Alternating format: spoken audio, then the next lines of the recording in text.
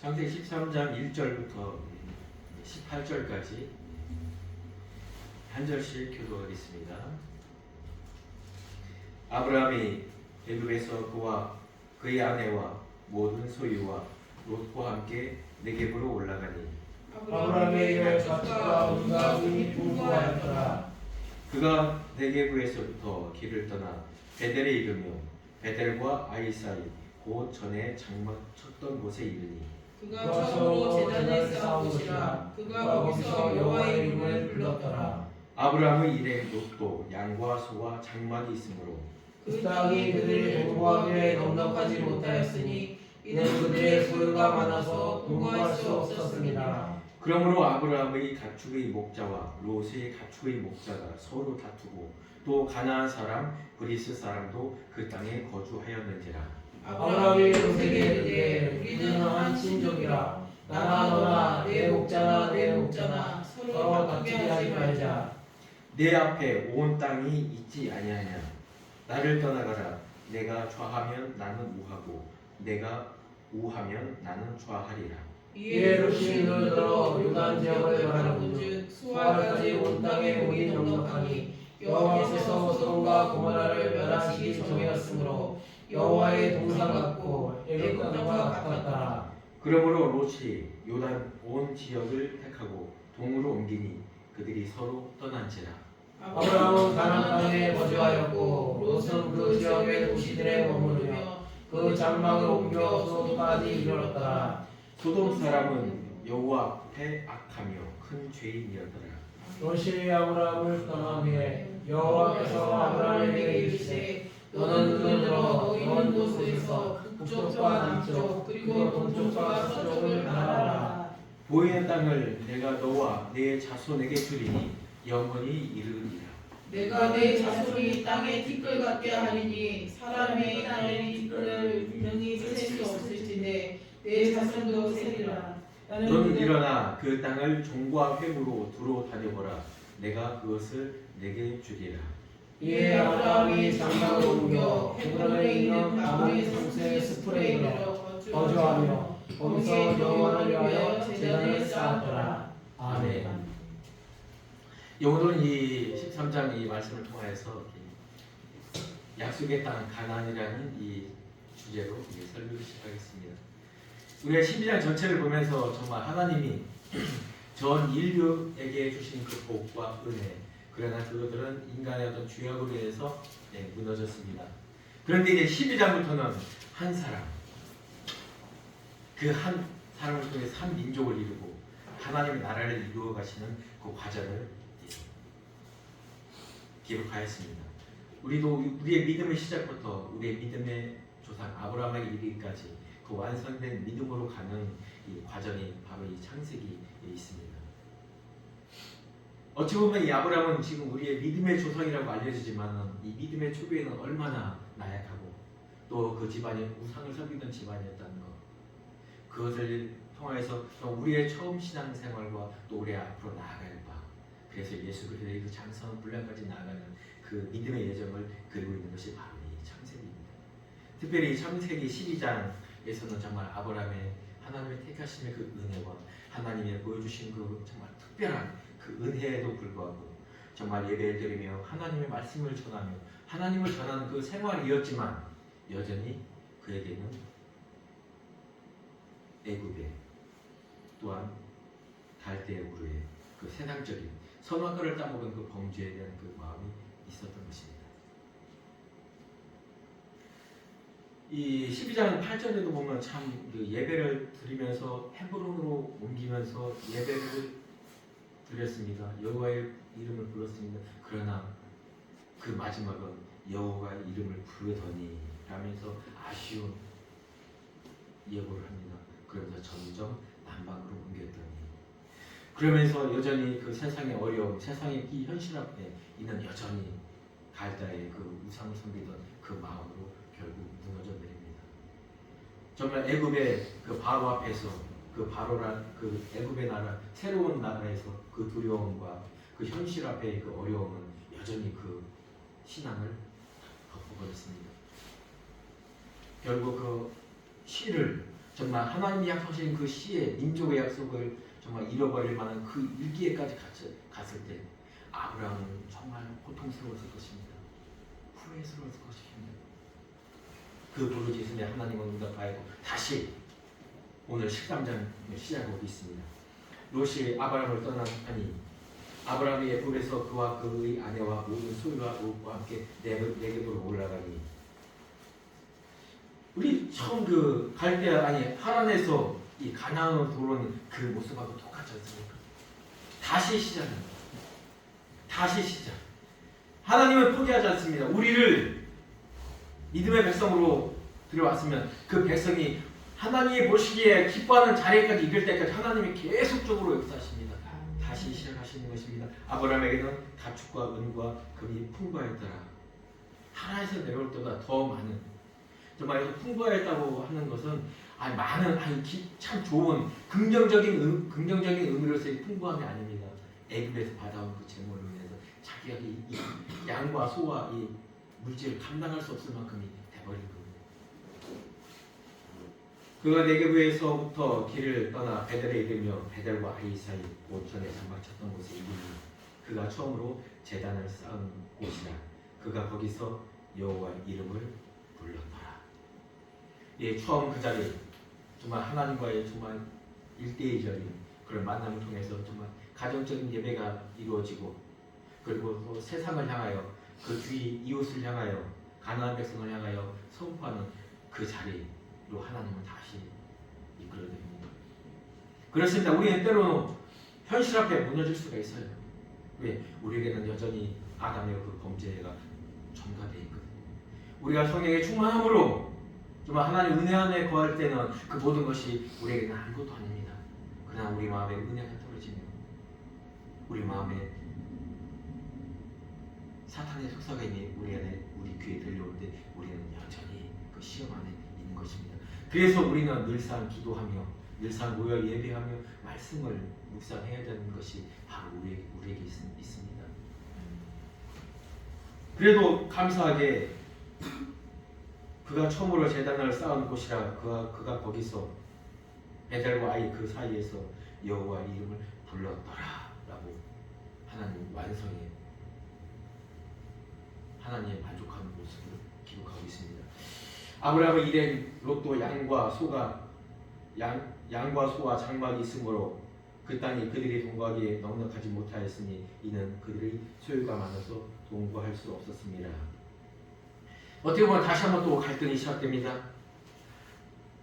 점점 더 남방으로 옮겨가면서 그 아브라함의 12장에 그 갈등이 생겼을 거예요. 작년에 비가 너무 많아서 올해 정말 기근이 들었는데 어찌할까 이 현실적 마음이 있었습니다. 12장 후반전에 지금 여기에서도 또 똑같은 그 갈등이 일어납니다. 뭘로? 그 풍부한 재물, 애굽에서 받아온 그 재물로 인한 롯과 아브라함의 목자들은 다투기 시작한 것입니다. 그러므로 아브라함의 가축의 목자와 롯의 가축의 목자가 서로 다투고 또 그 땅에는 더군다나 가나안 원주민들과 또한 브리스 사람들까지 가나안 원주민들뿐만 아니라 그 원주민들 중에서 그 브리스적인 그 사람들까지 같이 있었다는 거예요. 정말 우리 양과 소는 풍부하였는데 그 양과 소를 기를 만한 장소는 없는 거예요. 오히려 갈등들이 많이 있었겠죠. 왜? 가나안 주민들한테는 아브라함과 롯의 목자들은 핍박을 받았을 거예요. 야, 니네들 좀 저쪽으로 가. 그리고 점점 더 그 산지를 따라 내려오면서 또 둘 간에 또 문제가 생깁니다. 아브라함이 롯에게 이릅니다. 우리는 한 신족이라 하나 너나 내 목자나 서로 다투게 하지 말자. 그러나 어떻게 보면은 이 롯과 아브라함은 삼촌과 조카의 관계지만 나이 차이가 그렇게 많이 나지 않았을 겁니다. 그리고 롯에게 아브라함은 치명적인 단점을 보였어요. 애굽에서 그 바로 앞에서 아내를 미라 속이며 정말 책망하는 그 모습을 롯은 그대로 봤습니다. 이제 삼촌으로서의 어떤 그런 큰 권위가 인간적인 권위가 사실 예전만 못했을 것입니다. 여기서 제발이라는 제발 다툴게 하지 말자라는 이 말에는 어떻게 보면 롯의 가축의 목자들이 아브라함 가축의 목자들을 향해서 먼저 공격을 했다는 거예요. 먼저 시비를 걸고 어떤 그런 관계까지 형성이 됐다는 거예요. 9절에 말합니다. 내 앞에 온 땅이 있지 아니하냐. 나를 떠나가라. 내가 좌하면 나는 우하고 내가 우하면 좌하리라. 이에 롯이 눈을 들어 요단 지역을 바라보며 수알까지 온 땅에 물이 넉넉하니 여호와께서 소돔과 고모라를 멸하시기 전이었으므로 여호와의 동산 같고 애굽 땅과 같았더라 라고 기록합니다. 12장에서 아브라함이 정말 기근과 그 어떻게 보면은 현실 앞에 무너져서 갈등하며 애굽으로 내려왔지만은 여기에서는 13장에서는 아브라함은 단호합니다.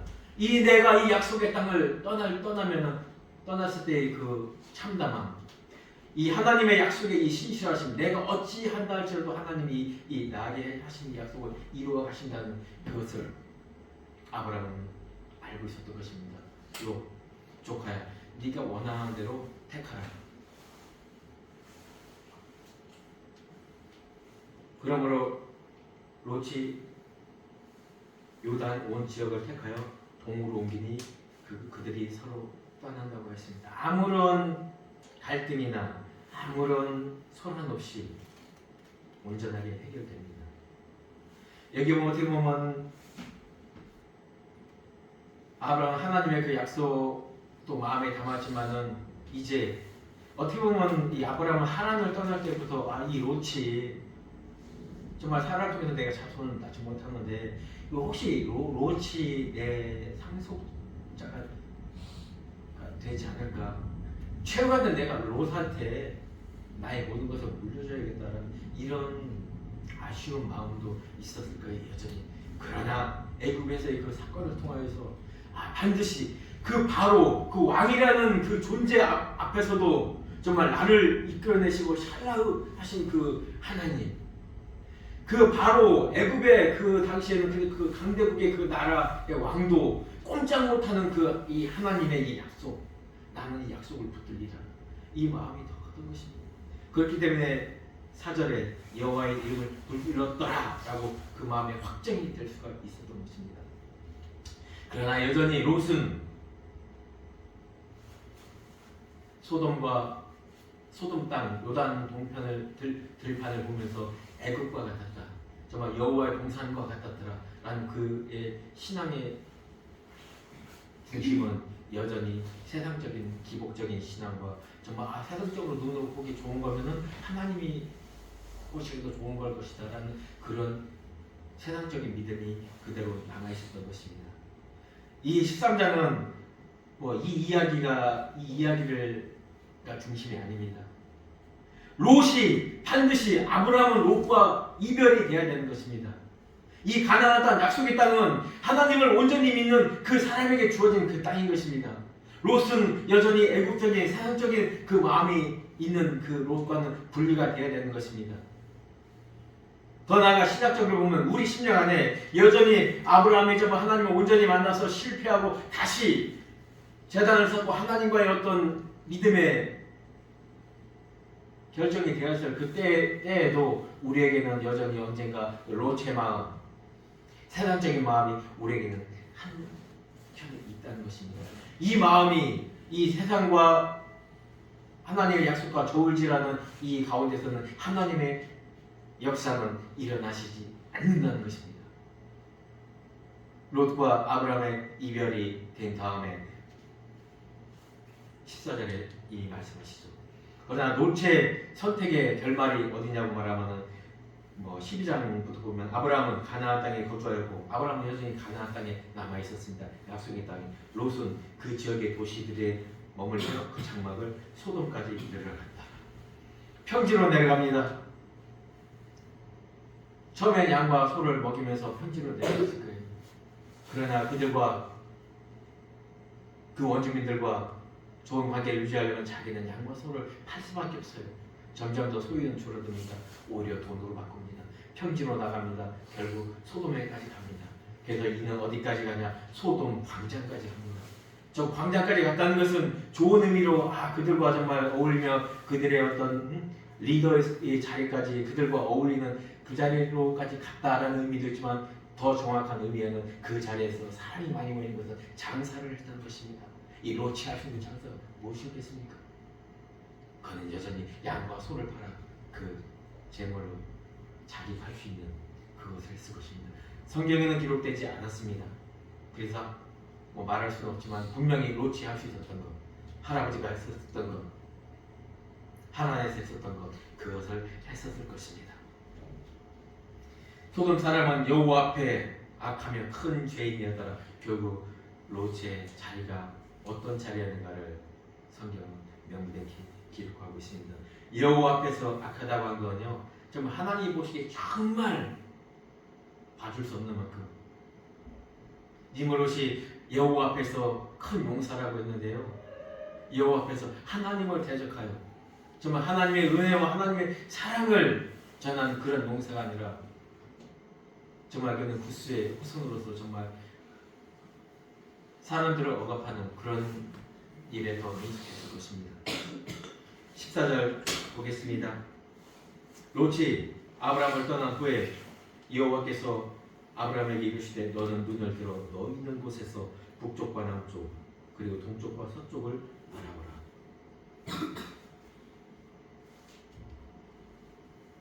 비로소 그 땅을 구체적으로 묘사합니다. 네가 있는 그곳, 네가 있는 그곳부터 네가 보이는 그곳, 결국 내가 너와 함께하리라. 너 있는 그곳 어디? 그곳이 바로 내가 너에게 주는 것 아니야. 아쉽게도 롯은 동쪽으로 떠납니다. 이 성경에서는 아주 이 동쪽이라는 것에 대해서 일관적으로 표현을 해요. 아담과 하와도 에덴 동편으로 쫓겨납니다. 가인도 동편 에덴 동쪽 롯 땅에 거주하면서 성을 샀습니다. 10장에 리몰로도 신할 땅으로 옮겨가면서 동쪽으로 옮겨가면서 도시를 세웁니다.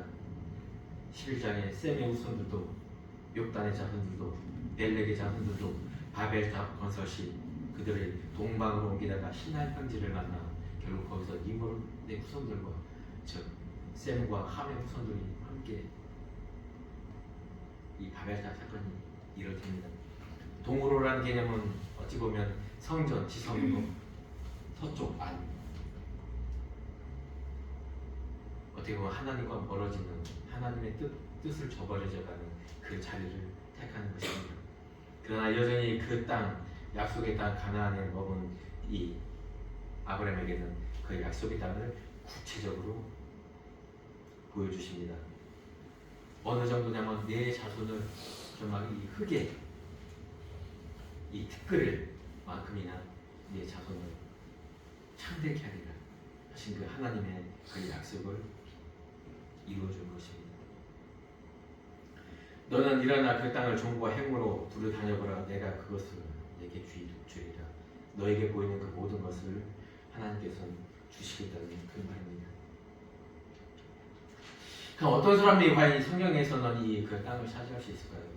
우린 역대상에서 보면 야베스의 기도를 봅니다. 복에 복을 더하사 네 지연을 얻게 하시고 환난과 공고에서 나를 건져 주옵소서. 어떻게 보면 이 야베스는 존귀한 자라 이 말 때문에 정말 이것이 정말 평통한 가운데서 이루어진 것 같지만 그렇지 않습니다. 이 열왕기는 정말 포로로 잡혀가기 전에 그 예레미야 선지자가 너희들 이렇게 살면 안 된다, 이렇게 살면 안 된다. 정말 눈물의 선지자가 그 죄악을 폭로하면서 죄에서 돌이키려는 그 이야기입니다. 여전히 이스라엘의 역사를 다 고사에 담아 있습니다. 그러나 역대상은 에스라가 집니다. 포로에서 돌아올 무렵에 결국 야베스에 주신 복에 복을 더하여 주신 이것은 너희가 이 어려움과 이 고통과 정말 우상을 섬기던 이 고통에서 이제는 하나님의 은혜로 우리가 온 거예요. 이 야베스 정말 그들의 어떤 그 유대의 민족 정말 일반적인 그 편민의 이름을 올리면서 하나님은 이 왕족이나 제사장이나 이들에게만 다가온 것이 아니라 이제 우리 모두의 하나님이에요. 야베스의 어머니가 이야기했죠. 내가 수고로이 이 야베스를 낳았다고.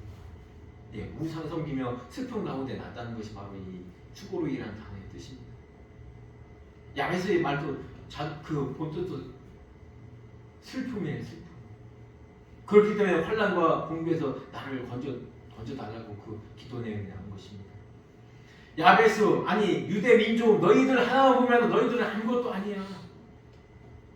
그러나 하나님이 아브라함에게 하신 그 약속, 다윗에게 하신 그 약속을 이루기 위해서 이 나라 우리가 포로로 돌아와서 정말 아무것도 없고 정말 혼자 싸울 수 있는 이런 여건도 안 되고 정말 빈곤에 궁핍한 상을 살지만은 우리는 하나님의 그 약속을 바라보면서 바라봐야 돼. 복을 더해 주신대. 그 기도를 하나님이 들어주실 때 이것이 다시 하나님 나라, 하나님이 약속하신 그 나라를 이루어가시는 그 모습을 보여줍니다. 우리가 너무나 잘 알고 있는 산상수훈도 있어요. 온유한 자가 그 땅을 기업으로 받는다고요.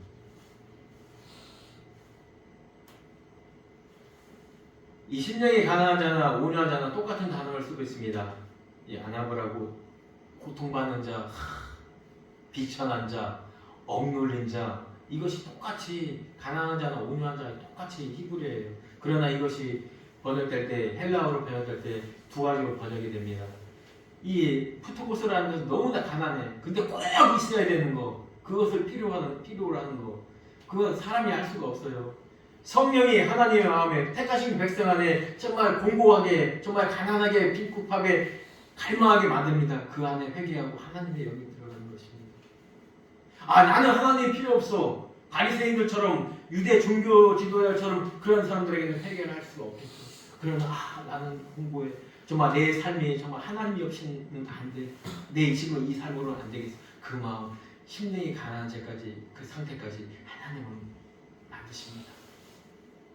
결국 그들이 동의하며 그들이 결국 마음이 온유해진다고 해요. 이 온유하다는 말은 푸트고스가 아닌 프리온이라는 헬라어에서 나오는데요. 이것이 프라이스라는 거예요. 이것의 정말 뜻은 친구, 친밀한, 동행하는 사람, 이런 뜻이에요. 정말 그래서 하나님의 뜻을 아는 자, 하나님의 말씀을 받아들이는 자, 하나님의 은혜로 길들이는 자, 그래서 하나님과 함께 동행하는 자, 이런 뜻을 가지고 있는 게 바로 온유예요. 우리가 성품적으로 온유하면 사전적으로 정말 착하고 겸손하고 공손하고 남한테 친절하고, 예, 맞습니다. 우리나라는 유교적인 나라이기 때문에 이렇게 번역되는 것이 올바랐을 것입니다. 그러나 성경적인 원어에는 그것이 아니라 정말 궁핍하고 빈곤하고, 그렇기 때문에 내가 힘들고 어려워봤기 때문에 저 사람에게 같이 나눌 수도 있는 거고, 그래서 결론은 이번 것은 우리는 사람은 하나님과 함께 더불어 사는 존재라는 것을 깨닫게 하여 주시는 것입니다. 그들이 바로 이 땅을 차지하는 것입니다. 이 온유한 자로 또한 대표되는 자가 또 모세가 있습니다. 모세를 성경에서는 정말로 온유한 자라고 표현을 많이 합니다. 예, 미수기 10장에 보면 이렇게 나왔습니다. 모세가 구스 여자를 취했더니 그 뒤에 정말 미리암과 아론이 막 비방을 합니다. 3절에 모세는 온유함이 지면의 모든 사람보다 더하더라. 8절에 이렇게 나왔습니다. 내가 그와는, 이게 분명히 아론과 미리암한테 하는 말입니다. 하나님께서 그와는 내가 대면하여 명백히 말하고 은밀한 말로 하지 않으며 그는 또 여호와의 형상을 보거든 너희가 어찌하여 내 종 모세 비방하기를 두려워하지 아니하느냐.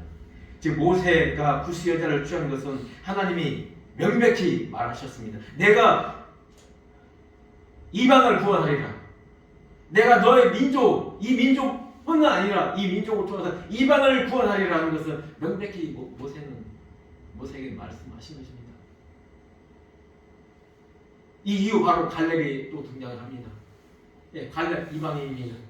그 이방인을, 그 천하고 정말 개처럼 생각했던 그 이방인 갈렙이 유다 자손의 대표가 되어서 헤브론 약속의 땅에 또한 올라갑니다. 우리가 잘 알고 싶이 마가복음인가요? 거기 가나안 여인이죠. 개들도 상에서 떨어진 부스러기를 먹습니다. 이 개들이 바로 갈렙과 똑같은 언어를 쓰고 있습니다. 갈렙. 맞습니다. 주님, 나는 이방인입니다. 그러나 하나님께서는 이방인까지 구원하실 그 계획이 있지 않습니까? 이것을 이 가나안에는 어떤 통로를 통해서 알았다는 거예요. 그래서 이 믿음이 하셨던 것입니다. 이미 창세기 때부터 이미 모세에게 이미 이방인의 구원에 대한 것을 민수기에서 보면 확실히 말하고 있습니다.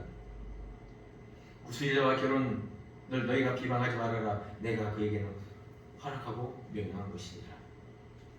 출애굽기 33장 1절에 더 명확하게 나와 있습니다. 내가 아브라함과 이삭과 야곱에게 맹세하여 네 자손에게 주기로 한 그 땅으로 올라가라.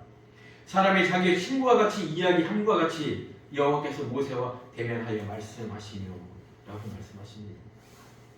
요한복음 15장 말씀에 기록되어 있습니다. 사람이 친구를 위하여 자기 목숨을 버리면 이보다 더 큰 사랑이 없으니 너희는 내가 명하는 대로 행하며 곧 나의 친구라. 이제부터 너희를 종이라 하지 아니하니 종은 주인이 하는 것을 알지 못함이라. 너희를 친구라 하였노라. 내가 아버지께 들은 것을 다 너희에게 알게 하였으니라. 이처럼 친구의 개념은 하나님과의 친구의 개념은 하나님의 말씀을 듣는 자, 또 깨달은 자, 하나님과 동행하는 자, 그들을 바로 친구라고 합니다. 우리가 부부간에는 함께 집안에서 생활하지만은 나가서 하는 일, 그 모든 일은 내 직장 동료, 결국 친구하는 것입니다. 어떤 우리를 자녀로도, 우리를 백성으로도, 우리를 신부로도, 아내로도 여기시지만 하나님은 특별히 사역적인 의미에서 친구라고 하십니다. 창세기 18장 기록되어 있습니다. 소돔 멸망하기 전에 아브라함을 만나죠. 마물의 상수리 하면서 아브라함이 그 하나님의 천사들을 보고 뛰어납니다. 여호와께서 이르시되 내가 하려는 것을 아브라함에게 숨기겠느냐. 즉 하나님께서는 아브라함을 친구적으로 대하고 계십니다. 친구 만들어 가시고 있는 그 과정인 것이었습니다.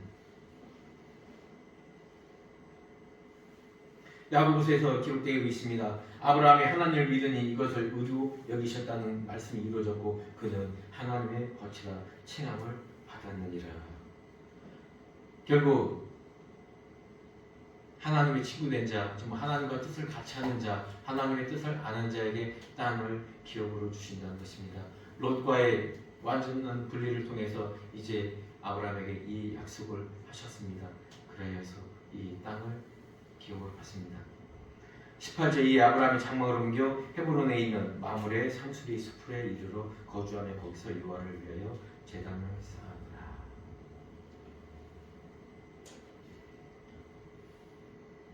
이 헤브론이라는 곳은 어찌 보면 그 베델과 아이에서는 한 60km 이상 떨어진 이 남쪽에 있습니다.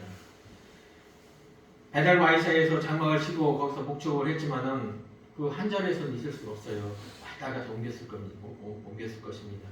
이들은 결국 어디까지 남쪽으로 오다 보면은 헤브론 안쪽 밑에 쪽까지 왔었을 것입니다. 거기에서 더 이상 갈 곳이 없었을 거예요. 더 이상 남쪽으로 가자니 분명히 목초지가 없을 거라는 것은 너무나 뻔히 아는 사실이거든요. 예, 야곱도 그렇죠. 야곱도 이 부엘세바 지역에서 이삭 아버지부터 받은 그 땅, 그 부엘세바에서 장막을 치고 있을 때 이들의 아들들은 그 세겜을 지나 그 도단에까지 가서 양을 치웠다고 했어요. 거기까지 거리는 80km 넘습니다. 거기를 요셉한테 신부를 보냈던 거예요. 즉 이 유목민들은 한 군데 장막을 치고 거기서 어느 정도 터전을 잡으면은 그 주위를 다니면서 그 유목민 생활을 했었던 거예요. 분명히 여기서도 헤브론 그 아래까지 나와서 동쪽을 바라보면 소돔 보입니다. 바로 직선거리로 눈으로. 이 자리에서 바로 있는 헤브론 그 산지 1020m의 그 거리가 이 산지 그 산지까지 올라가서 거기서 단상 삽니다. 이 헤브론이란 단어의 의미가 뭐냐면요. 제가 처음 이 자리에서 설교할 때도 나왔는데 이 교제 코이노니아의 원형입니다. 하발이 한패 같이 사귐. 오늘 우리가 성찬식을 했습니다. 같이 예수 그리스도의 몸과 살과 그 피를 마시는 이것이 바로 사귐입니다. 이 사귐과 하나가 된 것입니다. 결국 여기서 마무리에 사람들과 정말 동맹을 맺고 친구가 되고 이들과도 연합이 됩니다. 이 더 의미 있는 것은 하나님과 완전한 연합, 헤브론으로 갔다는 건 완전한 연합을 말하는 것입니다. 이 헤브론은요, 다윗 왕국에 처음 설립된 이 헤브론입니다. 이 헤브론은 마지막 아브라함이 그 안식처를 생각하면서 영원한 그 안식처를 생각하면서 이곳에 막벨라 굴을 사서 거기에 사라를 묻고 자기도 거기에 묻힙니다. 이 헤브론이라는 건 하나님과 연합된다는 것, 하나님과 하나 된다는 것, 그 의미로 이 아브라함은 이곳에 올라가던 것입니다. 결국 이 동맹의 관계, 이 하나된 관계, 이 관계를 14장에서 전쟁으로 보여줍니다. 동맹 전쟁, 서와 남의 전쟁, 하나님과 가나안 백성들과의 그 전쟁을 보여주는 것입니다. 하나님은 이처럼 우리가 세상에서 하나님의 백성으로 살아간다고 하지만 우리는 때로는 현실 앞에 무너질 수가 있습니다. 현실 앞에 타협할 수가 있습니다. 그러나 그거에 대한 책임과 그거에 대한 아픔은 우리는 고스란히 감내해야 됩니다. 왜냐? 하나님은 하나님의 목적을 결코 돌이키지 않습니다. 하나님 우리를 택하시고 우리를 하나님의 자녀 삼으신 것, 우리를 하나님의 친구 삼아주신 이것을 결코 후회하지도 아니하십니다. 어떻게 하더라도 우리는 그 자리로 이끌어 가십니다. 그 자리에서 이탈했을 때는 그 자리로 돌아오기까지 우리에게는 아픔과 고통과 때로는 채찍이 가해질 수 있습니다. 우리에게 최선은 순종입니다. 하나님 말씀 안에 거하는 거, 이거 정말 행복하고 감사한 일입니다. 기도하겠습니다. 하나님 감사합니다. 정말 우리가 믿음의 조상이라고 하는 그 아브라함의 신앙의 초기 모습을 우리가 봅니다. 그러면서 여전히 정말 오랫동안 믿어온 우리에게도 여전히 그런 나약한 모습, 세상적인 모습이 있음을 또한 고백합니다. 그렇지만 하나님은 그 신실하심으로 우리를 여전히 하나님의 자녀, 하나님의 친구 삼아주신 그것을 후회하지 아니하신다는 걸 압니다. 우리가 온전히 하나님께 순종함으로 하나님을 기뻐하시게 하는 그런 하나님의 백성이 될 수 있도록 주님 인도하여 주시고 성령의 특별한 은혜를 우리에게 보여주시어 우리의 삶과 우리의 말과 우리의 생각 안에 하나님 함께하여 주시옵소서. 자그마하신 예수님의 이름으로 기도했습니다. 아멘. 지금은 우리 주 예수 그리스도의 은혜와 하나님의 무한하신 사랑과 성령님의 강화, 교통, 인도하신 이 자리는 하나님의 모든 친구, 하나님의 백성들에게 함께할지어다. 아멘.